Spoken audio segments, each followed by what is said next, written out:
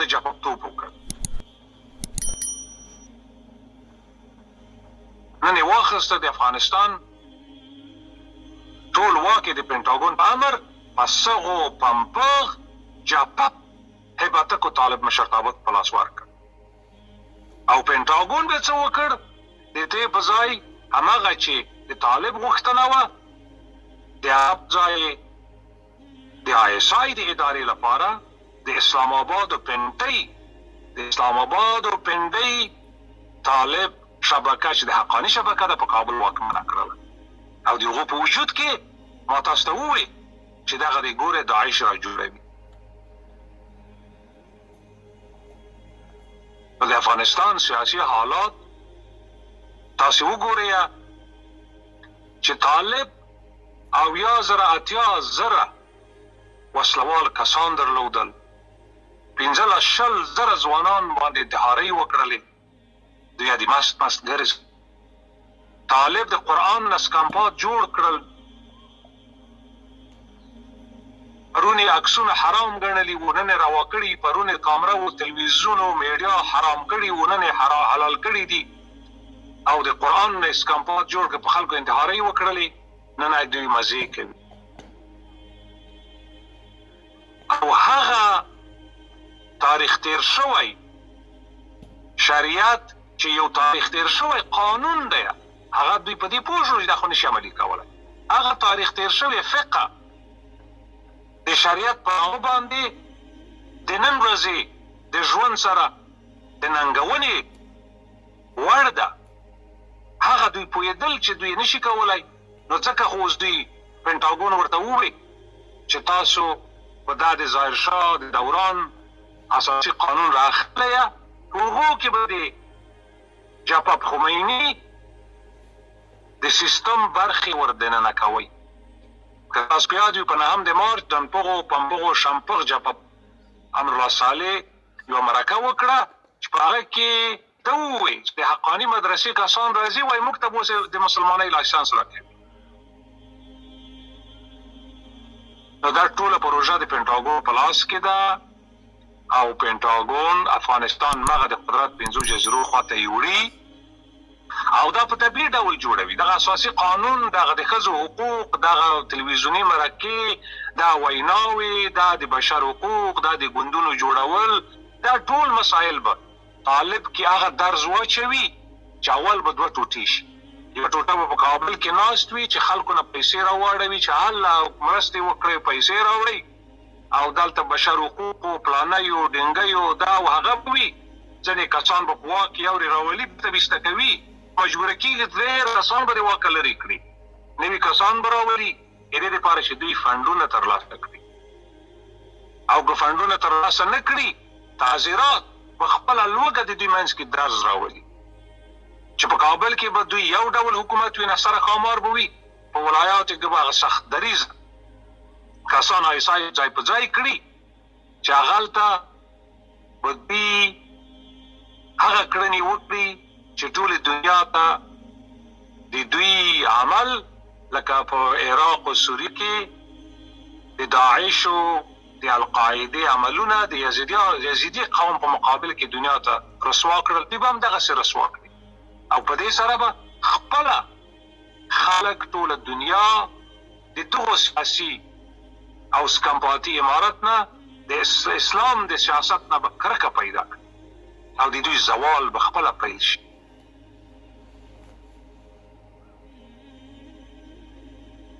او دا به هغه کسان چې په کابل کې دي چې هلته هم ځای نشي، هغه به د داعش لپاره بطن جوړېږي او یا به داعش ته ننوځي. هغه به په دوی د کافر ټاپه لګوي، ځکه هغه خبرې چې دوی ورته کولې هغه دوی نشي عملي کولی. او ISI قرار ناست دی، هر یوه ته ستنې ورلګوي، هر یو راوري یوه ستن ورلګوي. دغه کوم ځایونه چې دوی د دانپغو پمبغ جپب ګلبدینو دغه نور کسان چې ناست دي، دوی په وجود کې اوس دا جوړونه جوړه ده، روانه ده، او دا ټول د کابله کې، او دا ټول د پینټاګون لخوا کېږي. او د حالت یې چې ګونګ ساتلی، ځکه چې دلته یو بې مسؤلیته حکومت دوی منځ ته راوړی دی چې هېڅ دنیا ته هېڅ مسؤلیت نه لري او دا ګونګ حالت یې همدې لپاره ساتلی چې دلته د دنیا سفارتونه مدني ټولنې سیاسي احزاب او میډیا باید فعالیت ونه کړي تر څو د داعش پروژه یورې راجوړه شي هغه حیوان هم که بلاربیږي که انسان هم بلاربیږي تر څو چې د څو میاشتو بچی یې په ګېډه کې هغه نه شي ته هغه پورې څوک نه پوهېږي دوی هم دلته په افغانستان کې داعش ته ستنې لګولې دي پروګرامونه یې ورته جوړ کړي دي او آی اس آی په همدې لګیا دی چې داعش پروژه څنګه راپورته کړي پینټاګون لپاره د دوی بله د اختلاف خبره د داعش طالب به دا وي چې تا اسلام پرېښی او ته د اسلام ضد یې ته د جهاد مخالف یې تا د القاعدې د جهاد مخالفت وکړ جهاد په ټوله دنیا کې به دوی اعلانوي او دا به خپله آسیا کې اور بل کړي چې دا د پینټاګون پروژه ده هغه د ډیسټیبلایزیشن پروژه او د دوی ساتنه څه شول د داعشان په مځکه ننوتل اسمان ته وختل څه شول ده د طالب ولې نه راوباسي ولې پسې ګرځي نه الله مجاهد د ډانپوغو پمپغ جبهه الله مجاهد لاسونه شاته ورتړي اسماعیل خان نیسي د داعش یو کس هم ولې دوی نشي نیولی ولې نه نیسي خو ځکه آی اس آی نه پرېږدي پینټاګون یې نه پرېږدي او داعش ولې غټ غټ بریدونه نشي کولی ځکه چې آی اس آی نه پرېږدي داعش یې نه پرېږدي دغه وسلې چې کومې پینټاګون طالب ته په لاس ورکړې د هوایي ځواکونو نه نیولې ته واړه پوچاکه پورې دا توپونه ټانګونه دا ټول وسایل د میلیاردو ډالر د دوی تاسو څه خبرې څومره داعش ته په لاس ورکړي نو اوس خبره دا ده چې افغانستان د پینټاګون د ډي پي جي دومې برخې قرباني دی او دا پروژه همدې لپاره جوړه کړې ده همدې خواته روان دي چې څوک مخالفت کوي داسې به یې وژني لکه ملا عمر لکه ملا عبیدالله لکه ملا دادالله لکه ملا منصور دادالله لکه ملا منان نیازی او چې لږ مخالف وي بندي کوي به لکه ملا برادر لکه ملا رسول لکه ملا رزاق لکه حقانی انس حقانی او چې څوک کیسار وړي هغه به د پینټاګون پروژه په مخ وړي که څوک دلته د وسلوالې مبارزې په نامه چې پروني ډانپغو پمپغو شامپغ جپاپ سالېګک او یا د شامپغ جپاپ او ملي مرد احمد شاه مسعود زوی راپورته کیږي دلته د ملي مقاومت خبره کوي دا هم د پینټاګون پروژه ده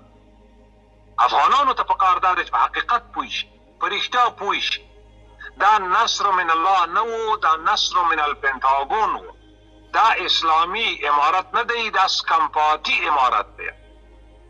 دا د افغانستان د خدمت وزارت نه دی دا د استنجاو او لوټو وزارت دی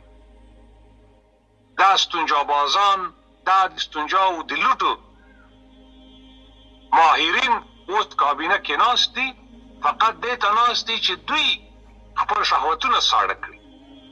او یا کلن او اتیا کلن او شپېته کلن په 15 کلنو 14 کلنو 20 کلنو نجونو باندې چې هغه به زما او ستا خویندې لوڼې به وي د پیسو ټوپک په زور درنه واده کوي او په تا به یې پیره هم کوي دا یې به د شپې خپل شهوت سړوي په تا ځوان باندې به دا یې پیرې کوي بیا به هغه راځي شیخ حماسی هغه به هغو پیردارانو ته چې د خپل اوښي پیرداري کوي یا د خپل تره لور د زاړه سره د شپې تېرولو پیرداري کوي په هغه مشر به دی پیرې کوي هغه ته به وایي ته صبر کوه او د لاس نه کار اخله چا یې پخوا ویلي وو نور به هم دې ته زور ورکوي ځکه دا پېغلې خو د دغو ځوانانو حق دي مګر د دغو ځوانانو په لاس کې پیسه نشته قدرت نشته واک نشته دوی به وچې ډوډۍ ته ناست وي